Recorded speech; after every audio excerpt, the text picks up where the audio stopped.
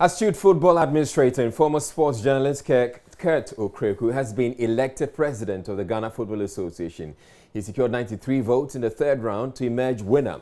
He takes over a football sector which was severely battered following the expose on corruption in football by Anas Aremeyo Anas, and which forced the resignation of the former president Kwesi Nyantakyi. Let's hear him as he gave his victory speech after the election this afternoon. I am really humbled for this unique and amazing opportunity all of you here have offered me to serve you. In saying this, let me pay particular tribute again to Amanda Clayton. She is amazing.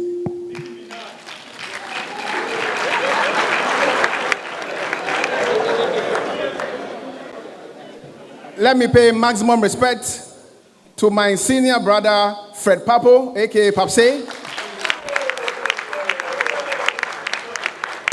Let me pay respect to George Akwesi Afriye. George.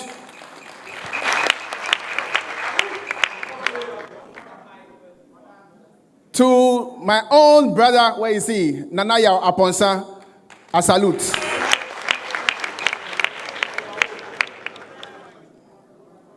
Two more names, George Ankuma, you fought a good fight. We shall be working together. And last but not the least, to the one and only Osei Palmer. Thank you.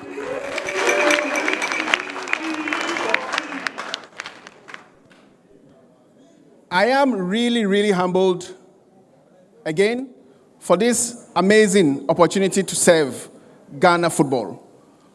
I think today, there's not been a Okraku winner. The winning team is Ghana football. Let's clap for ourselves. We have shown, not only to Ghanaians, not only to our West African colleagues, not only to our African colleagues, but to the entire world that we can do it and we can stand for our rights. We have shown that we have a lot of quality in this country. The quality, the six of us have shown through our manifestos, our engagements, which has been relatively clean. Again, let's be proud of our achievements. In celebrating this success story, colleagues, it is time for us to work. It is time for us to let go of all our bad feelings. It's time for us to forget about the struggles, the fights. It's time to look into the future with hope, to build a new Ghana Football Association that will be amazing, to build big products so that everybody, whether you're a direct consumer of the sport, you are a corporate Ghana, or you are the international community, to be proud of.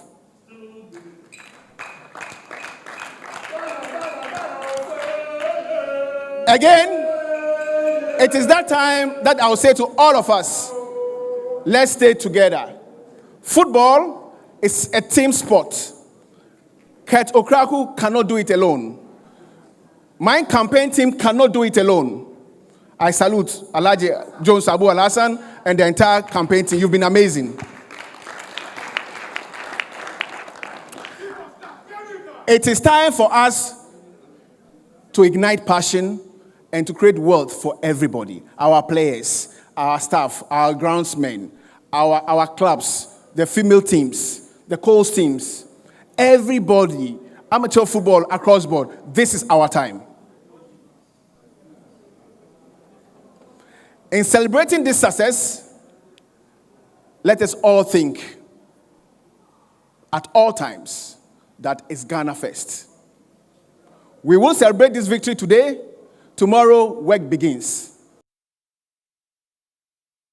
All right, so that was President of the Ghana Football Association, newly elected President of the Ghana Football Association, Kurt Okraku, there in his victory speech.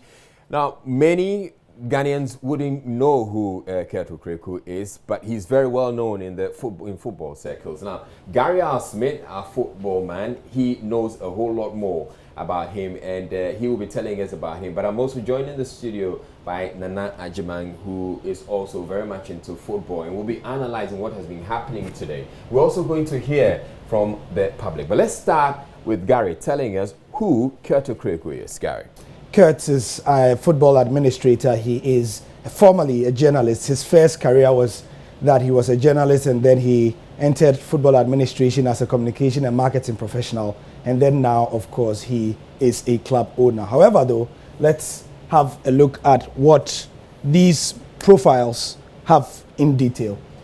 In 1997, he had a certificate of attendance at the Pricewaterhouse Associates course in contracting out and privatization for the Ghana Civil Services in Ghana. In the same year, he had a Bachelor of Arts at the University of Ghana. Now, prior to this, he had attended the Ghana Institute of Journalism and gotten his diploma in communication studies, where he went on again to have another one in 2000. So we move on.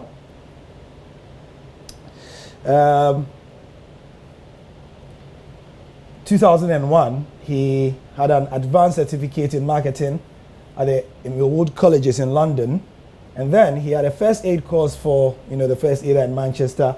He's a Microsoft certified system engineering tech person from the UK as well. And then in 2005, this is something that he touts heavily in his football repertoire and his training. This MBA that he got in football management, he always identifies it as one of the keys of his career growth from the University of Liverpool.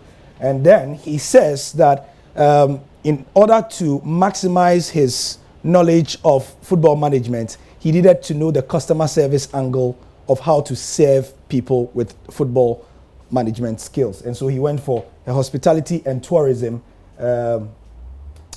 degree or qualification as well. Now, in the earlier stages of his career, he's always been ensconced in football, starting from the age of 17, where he formed his own Shooting Stars FC. But in the early stages, he was a director of Jawa Babies Colts Club and also the owner of the Shooting Stars, this should be, FC Colts Club in Achimota.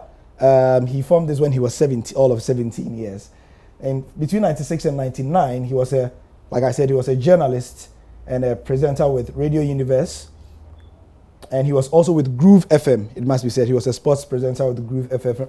For those of a certain age, you might recall. And then he was also a public relations officer of Afinia United. So these were the beginnings where he was building his portfolio as a communications, marketing, and a football person. But he's always been involved in football. And then he went to the Ministry of Youth and Sports PR department. He was sports editor, like I said, for Groove FM. He was deputy sports editor for Radio Gold as well. And then we will see that he was also part of Heart News in the very peak years of Heart News, when, as they say, Heart News was Heart News. Kurt Okraku, Ibrahim Sanidara, and others were part of the establishment. So he had this as a consultant after his MBA. So he did a practical attachment and things with the All Sports Management Consult in Manchester. Between 2003 and 2007, he was with the Jehovah Nissi International Soccer Promotions in Israel. And then between 2004-09, he was director of Proton Marketing and Management. This is his, one of his own companies where he was a partner as well. All right. So this is more of his qualification, but I mean, if we set this all aside, how do we know him in football? Well, what does he bring to the table as a football administrator? So some of the things you mentioned there, I mean, he's had a very experienced career in journalism, sports journalism. Right. So he understands the media game very well. And anybody who followed his campaign could tell that there's something snazzy, he really understands the media space. If you combine that with the kind of education he's had in football management, in tourism and hospitality, it is not surprising that he handled the FA Cup portfolio the way he did. To give you some context, before he became the chairman of the FA Cup, the FA Cup had not gone on for 10 years. And then the sponsorship from MTN came. So he was the vice chairman of the FA Cup for 2 years, I think. Then he took over the management of the FA Cup. And since then, the FA Cup has been the most attractive football brand of the Ghana Football Association, without any doubt. If you ask any football person, it's always started on time. You know, you've had the Ghana Premier League have a lot of court litigations, and MTN FA Cup has never had any of those things. He brought razzmatazz to it. I mean, he did something that was unprecedented, not once, but twice. He took the MTN FA Cup final from Accra and Kumasi to Tamale and Isipong. Okay. Yeah, and on both occasions, you might remember this one, Nanaji. The Tamale one was particularly memorable, and it's important to know that that singular act of taking the FA Cup to Tamale is what consolidated his voting base in northern Ghana as well, from the political side, because they had not seen anything like that ever. Nana Jim, I'd like to come to you. Is this the kind of guy we need to transform Ghana football? Well, I think he's one of the guys. I don't think we necessarily need to just focus in on him. Yes, he's the president of the GFA, but as he said himself, the work cannot be done on his own. He can't carry out that work himself. He needs to work alongside and with the Executive Council. And I think what they've got to do is have a look at all the candidates, their policy documents, their manifestos, and let's see where we can take various good ideas and put them into one document and have it as a blueprint for the Ghana Football Association to roll forward with over the next 4 years. I think he's a lively character. He certainly showed a lot of commitment in his campaign. He's come along with a lot of good ideas as well, and I think that he's someone who wants to work with everybody. And he made it quite clear in his speech, he'll work with George Ankuma. I'm sure he'll work with George Afriye and the rest of the candidates that didn't make it. So this is someone who has a very open mind. I think one of the key aspects is corruption, and so he has, he has at his disposal anti-corruption tools such as inclusivity, which means that the GFA will no longer be an exclusive organization just for the 120 delegates and the rest of us who are inside, but he recognizes that inclusivity must now, extend itself to corporate bodies. It must extend it to the man or the woman on the streets who sell peanuts or drinks around the stadium. And the issue of accountability is not, once again, just for the GFA, but it's for everyone. It's for the general population. Transparency too, because we say that football is the passion of the nation. So if it's the passion of the nation, we can no longer afford to work in this exclusive conclave where we think everybody else outside of the GFA is not relevant. And I think he recognizes that. All right, so one of the big issues, the major issues that I had to do, or that brought down the previous administration, had to do with corruption, which you've mentioned. How is this new administration going to tackle the issue differently? Or how is it situated? And I'd like to come to you, Gary. What's so different about this administration that would ensure that it doesn't go down the same path as the previous administration? Now, we've had nigh on 16 to 18 months of normalization where we've been looking to break and rebuild, break the old order, tinker, and then rebuild. What has been done in the last 18 months? What they've done is they have opened, I like the word Nana used, inclusivity. They opened the Ghana Football Association to people from diverse backgrounds, who they felt contributed to society in other ways in their various fields of endeavor. They formed 8 subcommittees. Some of them included legal committees, marketing and promotion, so on and so forth. Now they let them set up, as it were, manifestos for the Ghana Football Association. So like a unity document which any GFA president will follow apart from his own manifesto. Right. So that is one way in which he can just follow the trends. But also not just that.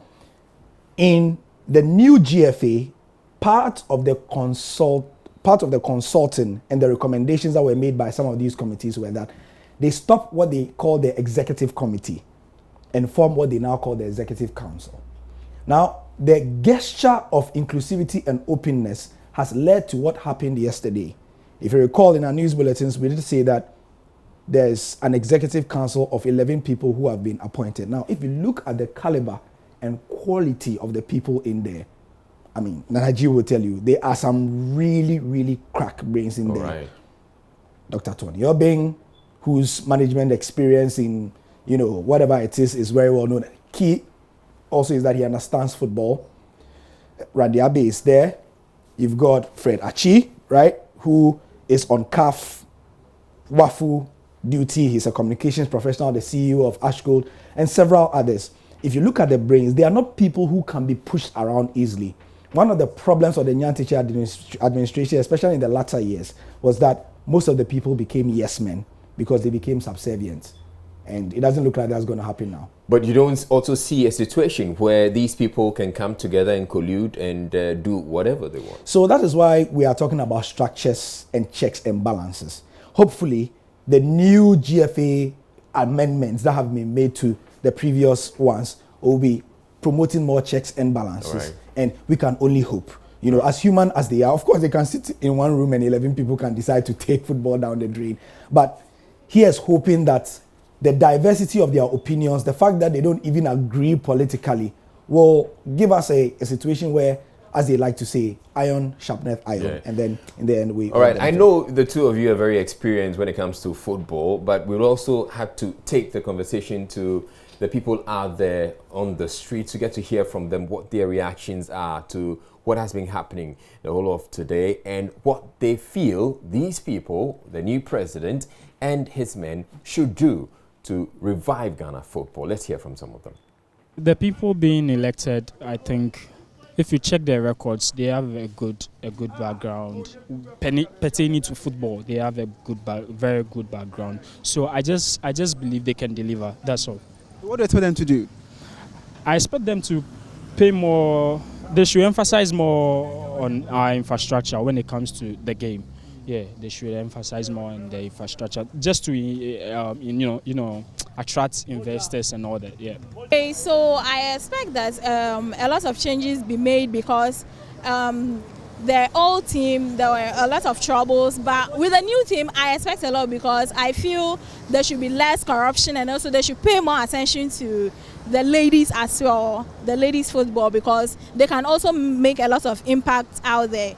Yeah, I think so because okay, right now I want the new team to help put a stop to that bribery and corruption in football so that our team can go, our clubs can play very good football and then help with that. It can help the Blaster and then other stars like the under-20 go on, play a very good football. With the likes of Randy Abe from the ESCO on board and then get to have much confidence in them. What do you expect the new team to do now? What I expect them today, they should take the communication department of the new FA seriously and then branding as well. And I think with that, at least the FA can move forward. Right, so you heard from members of the public out there. I'm back in the studio with Nanajima. Nanajima, the other question I'd want to ask you, which is what I put to Gary earlier, is how is this new GFA insulated in such a way that it is not plagued by the evils that plagued the previous administration? Well, they're not necessarily insulated. I think the whole thing is open because we're all human beings. But I think they're very conscious of the fact that football will not grow, it will not develop if the confidence of even the players that are involved and the general public, etc., is not restored. It has to be restored, and it can only be restored by the actions that are taken by that executive council and by the pronouncements that are made. Let me give you an example. For example, we went through a very bad phase where the communication that was coming out of the GFA was seriously off. It didn't let us feel that we were a part of it. It sounded as if it disregarded the external stakeholder, the Joe Blogs out there or the Kofi Poko out there who went to the stadium. It was totally off from the communication department and even senior national team players. And because of that, the general public withdrew their love for the national team. And, and I'm sure we all recognize that. We couldn't get the stadiums full anymore because we wouldn't even go because of the way and the manner in which we communicated with the public. So that's a key issue, that we have to change the narrative and ensure that we talk to the general public, to the corporate bodies and all the other external stakeholders in a way in which it recognizes that they have a role to play in this as well. What will make the love come back? Well, that's one aspect, positive communication. And I think that, you know, much like a town hall setting, it would be good if every quarter we could address the media as to what we are doing. This is happening, we've secured this, it's come from that, this is what we're doing with women, this is what we're doing with Colts, etc., etc. Yeah. I don't think it would hurt if in the first year of his tenure we adopted that type of approach where we would open ourselves up for the media to come and have a look at what we were doing, so that we could, that level of transparency and accountability would come to the fore. Perhaps we might have a press soiree or something for an hour where you could put anything you wanted to put to us, and of course we would put whatever we want to put to you, and we could get it across to you so you would understand what we're doing. And I think these type of measures would build the confidence of the ordinary fan. It would build the confidence of corporate Ghana. And corporate Ghana is very important, because without corporate Ghana working with the GFA, football is down. Gary, I also want to ask you, what is it that this new executive would have to do to bring the love back and to get the stands in the stadium filled again? Well, like he said, he started by talking about inclusivity and openness. Anything else I would say will be part of that. Openness is the biggest thing, you know, creating the perception that everybody is part of the game, that the game is for us, by us. Everything we can talk about a whole lot of technical things, but on a more nuanced level, we are talking about governance, you know, making sure that there's respect of the ordinary man out there, you know. I mean, I'm talking about clear. Some of the manifesto promises from the 6 delegates touch on very different things. For example, George Afriyie, who lost, says that he's going to find ingenious ways to ensure that players are paid $1,000 a month up to a certain point. Ask George, how did you intend to do that? Let him tell you. Implement it. Because if you, Kurt Okraku, under your watch, whether it's George Afriyie's idea or not, and we all know that, but if it's under your watch between 2019 and 2023, when your first tenure is over, and we are getting people to come to the stadium, but more importantly, the young boy who is taking off the streets of the Western North region and then becomes a Premier League star, what we know is that, after one good season, he's going to be playing in Tanzania or Vietnam or something. But if under Kurt Okraku's administration, we find Joe Poku, who was from the Western North region, staying in Ghana for 4 years and progressively drawing people to the stadium, you are going to take the credit for it. So just one thing, you know, but anything that's going to be done has to be from the point of openness, from the point of accountability, and from the point of respect of everybody who is watching, because everybody is a coach. All right. You know. Now, finally, there are people who were watching, observing proceedings all through, and they were wondering, why is it that we had to go 3 rounds?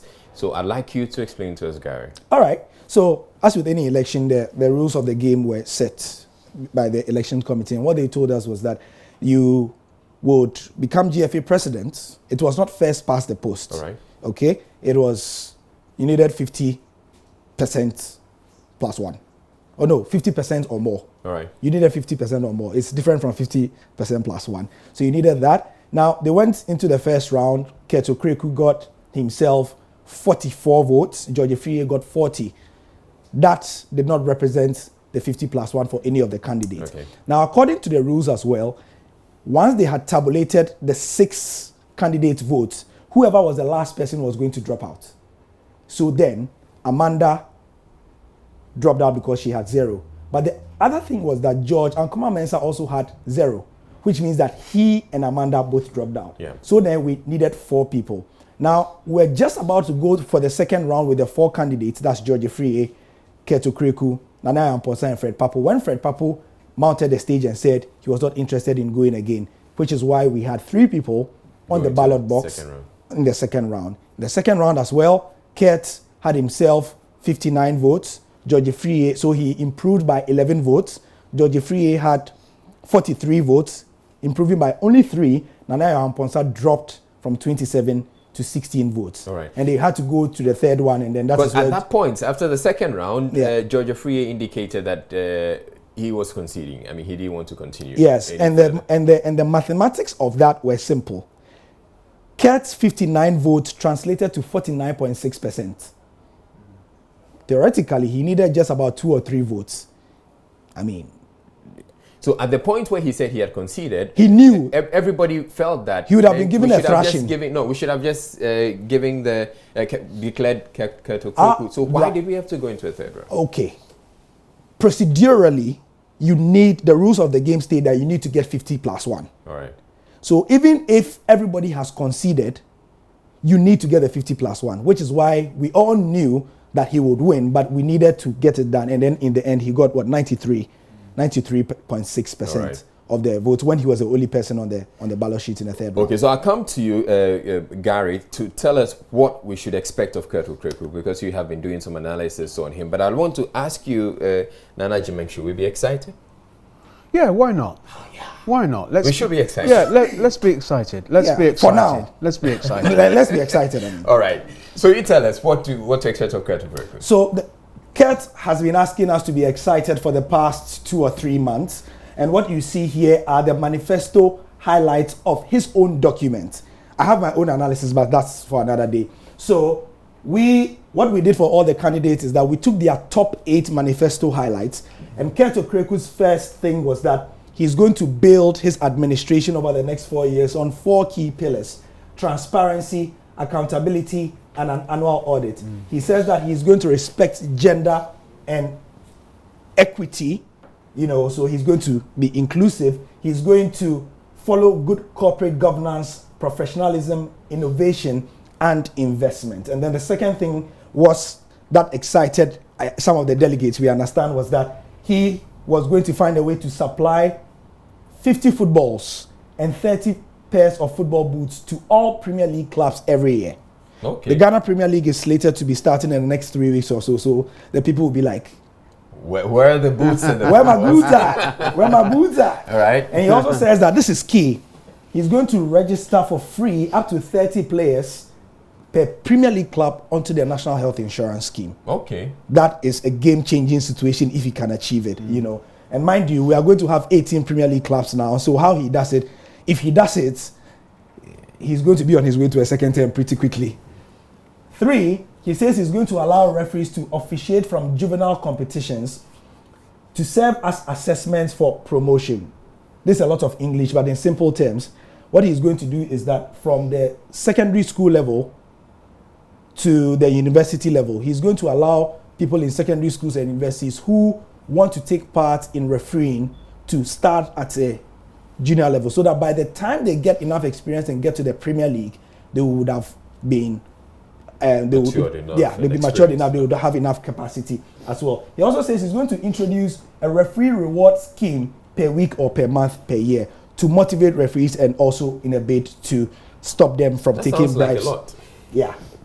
Now, the fourth thing that we took from his manifesto document, which was 32 pages big, actually, but he said he's going to establish schools football partnerships with the National Youth Authority. So here, he's talking already about liaising with the government to work on stuff, building a relationship with government. He's going to introduce a National Colts Festival to be funded by the GFA. I want to see how he's going to do this one. So we have 8 of these manifesto highlights, which is available on my Joy Online. Yes. So we have all that. So you can get to my Joy Online and get to find out exactly what he said, the 8 things that we have posted there that Kurt Okraku says he wants to do. But thank you very much, Gary and Anajiman, for joining us and for bringing us your insights. But we're also learning that the president has tweeted. And yes.